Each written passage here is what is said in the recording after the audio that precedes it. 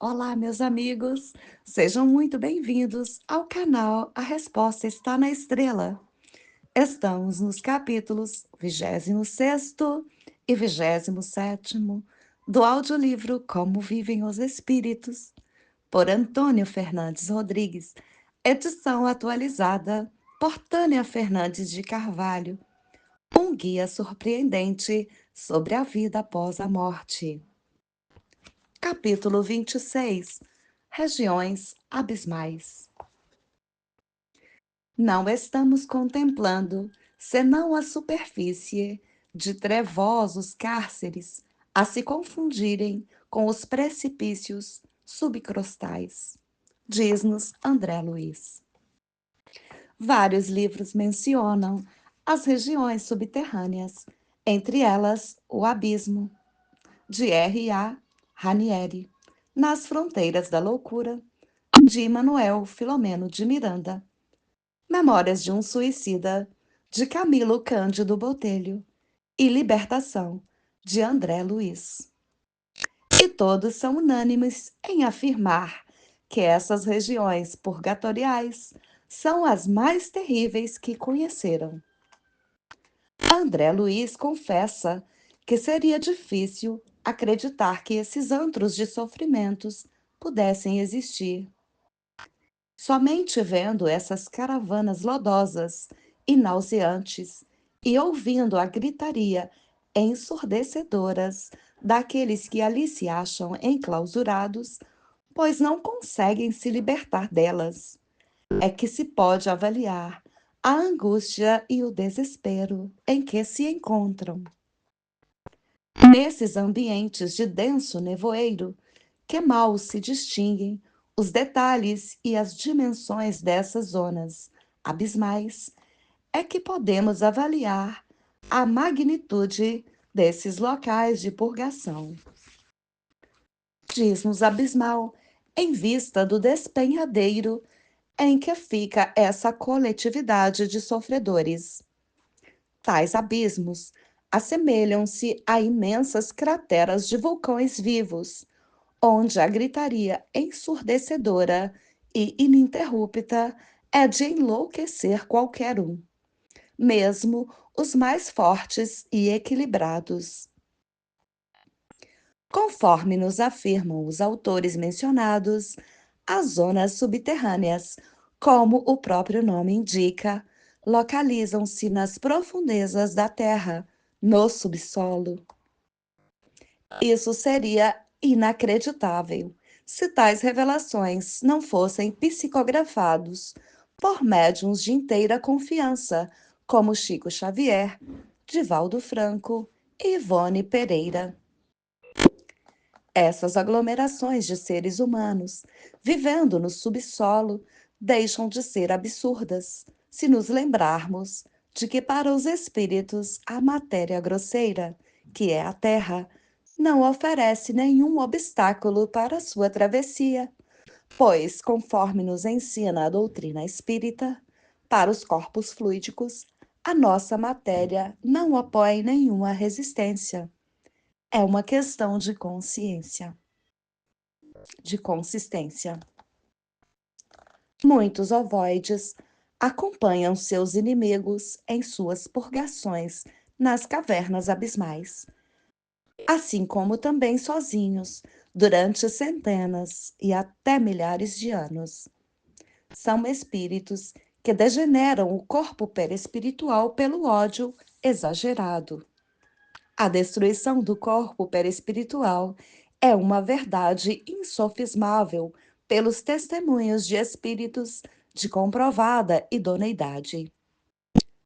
Manuel Filomeno de Miranda, relatando uma missão socorrista a uma zona abismal, localizada no subsolo de uma grande cidade brasileira, narra que ela fica sob a área de uma penitenciária e da faixa de prostituição mais horrorosa da cidade. Ao se aproximar dela, descreve que ela desaparecia, coberta por poderosa sobreposição de faixas vibratórias, em que estas anulavam as físicas. Antes, porém, de atingir o abismo, percorrera longo caminho, onde de quando em quando surgiam sombras humanas que se asfixiavam no pântano, levantando-se a gritar para logo desaparecer no lamaçal podre. Ao atingir o abismo, onde não havia luz de qualquer espécie e onde a esperança parecia não existir, os missionários lançaram as redes luminosas para que os que desejassem deixar aquele atoleiro imundo as agarrassem, mas apenas os de boas intenções conseguiam segurá-las, enquanto os de condições psíquicas negativas esforçavam-se em vão para agarrá-las, porque as redes diluíam-se ao contato com suas mãos. A gritaria que partia daqueles despenhadeiros misturava-se com latidos e uivos animalescos daquela multidão de reclusos que eram chicoteados fortemente pelos seus verdugos. Um ar pestilento envolvia toda aquela região e indescritível sofrimento se mostrava.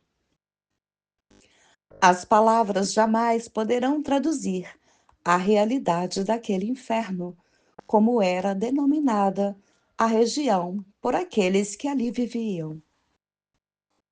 Vemos por essas breves anotações quão importante é tomarmos conhecimento de tão significativo assunto, pois ele nos demonstra a importância do perdão, da bondade e de tudo aquilo que o Mestre nos ensinou, como forma de encontrarmos a verdadeira felicidade e não a passageira, que procuramos nas coisas materiais, muitas vezes lançando mão de expedientes escusos que nos causarão sofrimentos inenarráveis.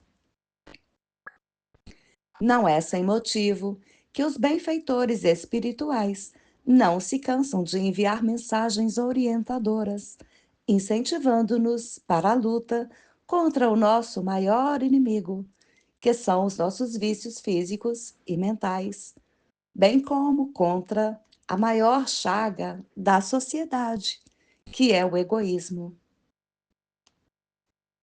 Quem deixar de seguir essas recomendações, cair nas tentações dos prazeres inferiores e empolgar-se com as conquistas dos tesouros perecíveis, possivelmente passará pelas tristes experiências dos que se encontram nas regiões abismais. Capítulo 27. O Inferno. Os homens de todos os tempos sempre acreditaram que seriam felizes ou infelizes quando desencarnassem, segundo o bem ou o mal que tivessem feito neste mundo. Essa felicidade ou infelicidade que esperavam era, entretanto, em conformidade com os reflexos dos sentimentos que neles predominavam. Dessa maneira, os guerreiros ficavam felizes com as honrarias tributadas à bravura, os caçadores felizes na abundância da caça, os sensuais nos prazeres da voluptuosidade, tudo em conformidade com o quadro material que alimentavam. Sendo ainda bastante atrasados, eles criaram um inferno material, mas em grau superlativo exagerado. Assim é que, nas regiões quentes, imaginaram um inferno de fogo, e nas regiões frias, um inferno de gelo. O inferno dos pagãos, baseado no fogo material, por representar os mais cruéis sofrimentos, foi ultrapassado pelo inferno cristão, cujas caldeiras ferventes eram inspecionadas pelos anjos para verem as contorções dos condenados, enquanto no caso dos pagãos, Plutão apenas se limitava a governar tal região, desincumbindo-se da missão que lhe fora confiada. Satanás, no entanto, procura recrutar mais vítimas por toda parte e alegra-se ao vê-las atormentadas por legiões de demônios armados de tridentes para resolvê-las nas chamas. De acordo com esses cristãos, o céu está localizado em regiões superiores e o inferno, obviamente, situa-se em regiões inferiores, nas profundezas da terra, para as quais, segundo acreditam, certas cavernas servem de entrada. Jesus, em razão da ignorância do povo de então, preferiu abster-se de falar sobre tais recompensas ou castigos, deixando ao tempo o trabalho de corrigir tais erros. Limitou-se a falar das bem-aventuranças, bem como dos castigos que esperavam os culpados. Mas, em parte alguma, nos seus ensinos, encontra-se o quadro dos suplícios corporais, que os cristãos transformaram em artigo de fé.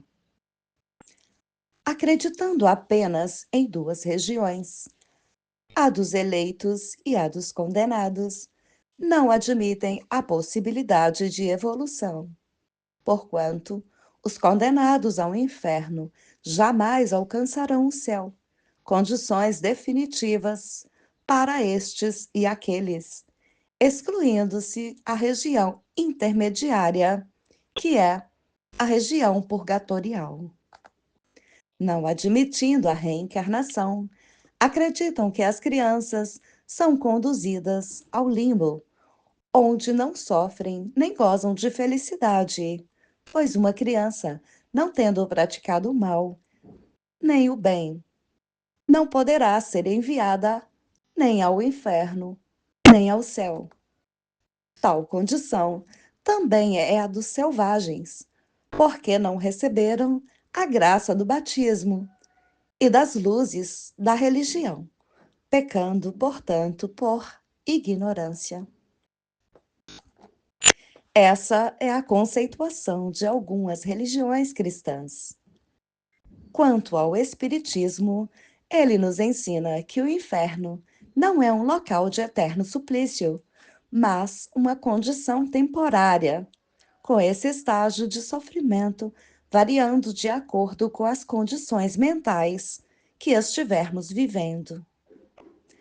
A pessoa será socorrida quando deixar de revoltar-se e quando se predispuser mentalmente ao socorro. O arrependimento não nos livra de um dia repararmos as nossas faltas, mas nos propicia o amparo de nossos benfeitores espirituais. Ensina-nos ainda que a real purgação ou catarse processa-se quando estamos encarnados. Basta olhar nossos irmãos encarcerados, hospitalizados, aleijados e famintos para termos uma visão do purgatório.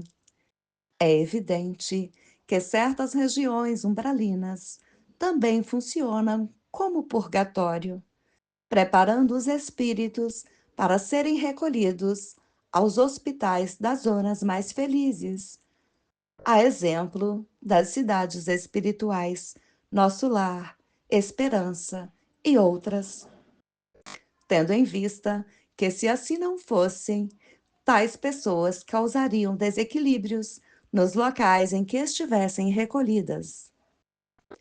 André Luiz nos esclarece com sabedoria a respeito, mostrando que não se podem recolher esses desequilibrados enquanto eles não estiverem em condições, porque, ao contrário, seria o mesmo que alojarmos delinquentes em nosso lar. O bom senso nos diz que isso é uma imprudência. Entretanto, a misericórdia divina está pronta a ajudar a todos aqueles que se dispuserem a dar o primeiro passo na senda do bem, libertando-os do inferno, ou seja, da região abismal ou subterrânea, como é denominada pelos espíritas. Limbo. Limbo é um lugar onde, conforme a teologia católica, se encontram as almas das crianças muito novas, que, embora não tenha tido alguma culpa pessoal, morreram sem o batismo que as livraria do pecado original. Assim, encerramos os capítulos 26º e 27º. E para a próxima semana estaremos postando os capítulos 28º e 29º, Cidade Sombria e Fogo Purificador. Um bom dia, uma boa tarde ou uma boa noite aos ouvintes desta obra. Que Jesus abençoe a todos nós.